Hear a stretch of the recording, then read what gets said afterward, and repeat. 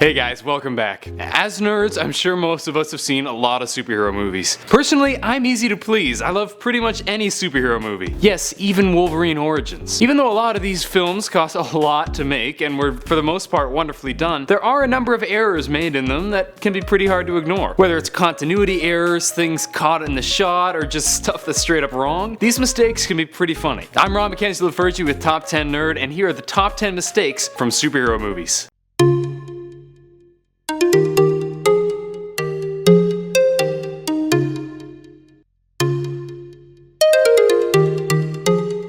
Number 10. The 1978 Superman was probably the best Superman ever. Sure, it's cheesy and dated, but Christopher Reeves just is Superman. That said, there were a few errors in the final film. One particularly silly one is when we see Jor-El putting his son into the spaceship. His sleeve slides up a bit and you can see his expensive watch. I'm pretty sure this wasn't part of his costume. You can tell that he rolled it up high on his sleeve so that it would at least theoretically be hidden. Although I suppose time was of the essence, so maybe it was supposed to be a metaphor for their urgency. Just kidding. I'm pretty sure they just messed up. Number 9. Watchmen was an amazing movie, but it was not without its errors. As you may know, Silk Spectre is a really great hero whose heroics are only overshadowed by her sexiness. I mean, damn. As part of her outfit, she had a pair of high-heeled boots, because I guess it looks better. But in one particularly acrobatic fight scene, you can see that her boots have magically become flat on the bottom. I'm sure this is so that the stunt double is able to do the moves without falling over, but it really acts as a reminder that she probably should have worn running shoes or something if she really wanted to be a hero. Number 8. If you like the Suicide Squad comics, you'll know that Killer Croc is a huge hulking dude who's over 7 feet tall, and even taller in the Arkham video games. In the Suicide Squad film, however, they decided to make him roughly the same size as the other members. This is presumably because the actor playing Killer Croc, whose name I won't even try to pronounce, is just 6'2", which would be fine except his activity report states that he was over 7 feet tall. I get that it's easier to just have the character be shorter than to deal with all the size issues in editing, but if you're gonna make the character shorter, maybe you shouldn't actually say that he's over 7 feet. It's like if everyone called Hugh Jackman's Wolverine short even though he's over 6 feet tall. Number 7. In The Dark Knight, when Batman's beating on the Joker in the interrogation room, you actually catch a glimpse of a cameraman in the reflection of the mirror. These are the worst mistakes in my opinion. Little things don't bug me too much, but when I see the crew in the shot, it just totally takes me out of the action. Seriously, how hard is it to not use the clip with the cameraman in it? Number 6. Let's stick with Batman for this one. While there were some awesome fight scenes in Dark Knight Rises, there was one pretty hilarious moment in a scene where Batman and Catwoman are fighting a bunch of Bane's henchmen. As Batman is fighting several dudes at once, you see one guy walk up all ready to fight, he chills in a fighting stance for a bit, then suddenly goes flying back and lands on the ground as if he's been smacked. I'm not really sure what the heck happened here, nobody was anywhere near him. Maybe he misjudged the angle of the camera or something and thought it would look like he was hit, but it looks pretty awful. And hilarious.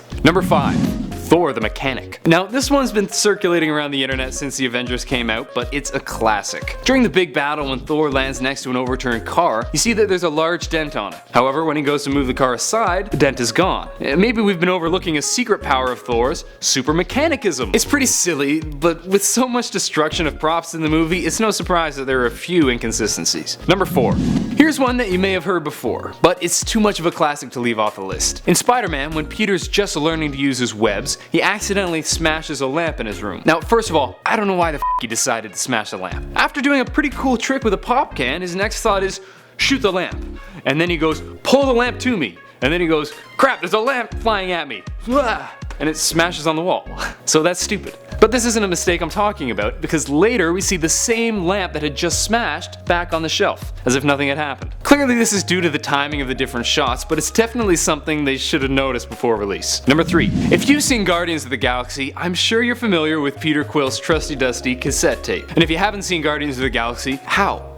Go watch it. Stop watching this. Watch it. What, have you been living under a rock? Anyway, this tape is shown several times in the film, and along with the phenomenal soundtrack, it plays quite a significant part. But here's the thing. You can see in certain shots that the tape is a TDK cassette tape called CDing 2, which was released in 1993. What's the problem? In the movie, Quill was abducted in 1988, 5 years before CDing 2 was even a thing. This is just a straight up whoopsies moment for Marvel, and it's made even funnier because the tape is shown so often in the movie. Number 2. This one comes from the Thor films and has a massive spoiler from the Dark World Worlds, so if you haven't seen that yet, you should skip to the next point. You'll remember that at the end of the first Thor film, Thor had a heart-to-heart with his father Odin, saying he could never be as good a king as his father. At the end of the Dark World, this is brought back, with Odin asking Thor if he still believes that the father should rule and not the son, which sounds like a great callback to the earlier film, but here's the thing. It's revealed that Odin is actually Loki, who was floating through space at the time that Thor originally had the talk with Odin. So how the heck did he know what Thor had said? My guess is the writers made an oopsie. Number 1. Steel. You may not have heard of Steel, and if not, consider yourself lucky. If you're unfortunate enough to have watched it, you'll know what I'm talking about. Shaquille O'Neal plays Steel, the mediocre power armor wearing superhero. The biggest mistake found in the film is that if you watch really closely, you'll see that they released the steaming pile of feces rather than destroying all the copies of it and pretending it never happened. Definitely the biggest mistake on this list. Fun fact, the movie cost $16 million to make and grossed just $1.7 million at the box office. Yeah, that's about right. That's it for today. Hope you guys enjoyed. If you did, make sure to smack that like button and subscribe to Top 10 Nerd to see more of our videos. Let me know in the comments what other videos you'd like to see, and tell me what superhero movies you think are the best and the worst. Until next time, I'm Ron Mackenzie LaFergie with Top 10 Nerd. Later, nerds.